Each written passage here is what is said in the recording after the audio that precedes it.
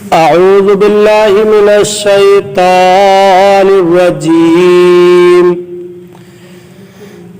بسم الله الرحمن الرحيم. يؤمنون بالله واليوم الآخر ويأمرون بالمعروف وينهون عن المنكر ويسارعون في الخيرات وَأُولَئِكَ مِنَ الصَّالِحِينَ. ترجمہ کنزُ ایمان. اللہ کے نام سے شروع جو نہایت مہربان رحم والا. اللہ اور پچھلے دن پر ایمان لاتے ہیں اور بھلائی کا حکم دیتے اور برائی سے منع کرتے ہیں اور نیک کاموں پر دوڑتے ہیں اور یہ لوگ لائق ہیں. ترجمہ کنزُ العرفان. یہ اللہ پر اور آخرت کے دن پر ایمان رکھتے ہیں اور بھلائی کا حکم دیتے اور برائی سے منع کرتے ہیں اور نیک کاموں میں جلدی کرتے ہیں اور یہ لوگ اللہ کے خاص بندوں میں سے ہیں. یؤمنون باللہ والیوم الآخر. یہ اللہ پر اور آخرت کے دن پر ایمان رکھتے ہیں.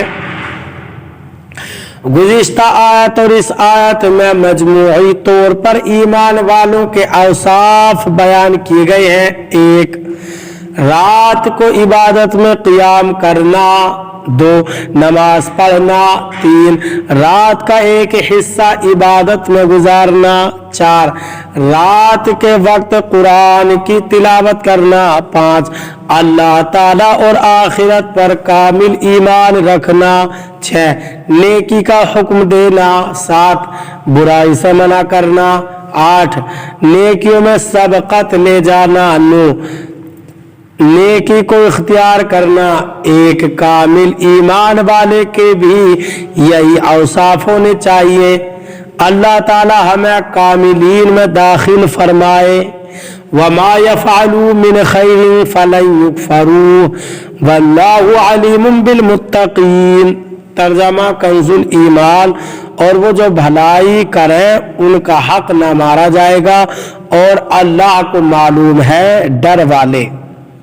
ترجمہ کنزُ عرفان. اور یہ لوگ جو نیک کام کرتے ہیں ہرگز ان کی ناقدری نہیں کی جائے گی اور اللہ ڈرنے والوں کو جانتا ہے. فَلَن يُكْفَرُوا. ہرگز ان کی ناقدری نہیں کی جائے گی. یہودیوں نے حضرت عبداللہ بن سلام رضی اللہ تعالی عنہ اور ان کے ساتھیوں سے کہا تھا کہ تم دین اسلام قبول کر کے خسارے میں پڑے تو اللہ تعالیٰ نے انہیں خبر دی کہ وہ تو بارگاہ الہی عز و جل میں بلند درجات کے مستحق ہوئے اور وہ تو اپنی نیکیوں کی جزا پائیں گے، جبکہ یہودیوں کی گفتگو بے معنی ہے. ان الذين كفروا لن تغني عنهم اموالهم ولا اولادهم من الله شيئا واولئك اصحاب النار هم فيها خالدون. ترجمہ کنزُ ایمان.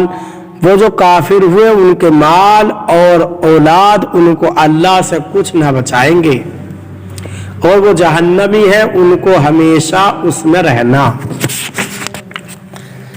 ترجمہ کنزُ عرفان. وہ لوگ جو کافر ہوئے ان کے مال اور ان کی اولاد ان کو اللہ کے عذاب سے کچھ بچا نہ سکیں گے اور یہی لوگ جہنمی ہیں، یہ ہمیشہ جہنم میں رہیں گے. لن تغنی عنہم اموالہم ولا اولادہم من اللہ شیئا. ان کے مال اور ان کی اولاد ان کو اللہ کے عذاب سے کچھ بچا نہ سکیں گے. شان نزول. یہ آیت بنی قریظہ اور بنی نذیر کے بارے میں نازل ہوئی. یہودی سرداروں نے مال و دولت کی خاطر سرکار علی وقار مدینے کے تاجدار صلی اللہ علیہ وسلم کے ساتھ دشمنی کی تھی. اللہ تعالیٰ نے اس آیت میں ارشاد فرمایا کہ ان کے مال و اولاد ان کے کچھ کام نہ آئیں گے.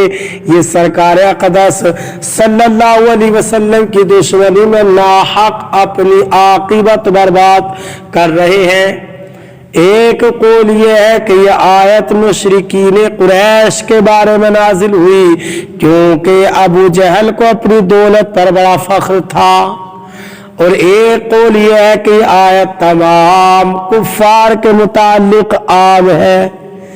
ان سب کو بتایا گیا کہ مال و اولاد میں سے کوئی بھی کام آنے والا عذاب الہی سے بچانے والا نہیں، صرف رسول اکرم صلی اللہ علیہ وسلم کے دامن سے وابستہ ہونا ہی نجات کا ذریعہ ہے۔ اللہ تعالی ہمیں قرآن پاک پر صحیح معنی میں عمل کی توفیق عطا فرمائے۔ برادران اسلام، آپ تمام ہی حضرات سے گزارش کی جاتی ہے کہ خود بھی قرآن پاک کی تلاوت، ترجمہ اور تفسیر سماعت کیجیے، اپنے عزیز و اقارب اور رشتے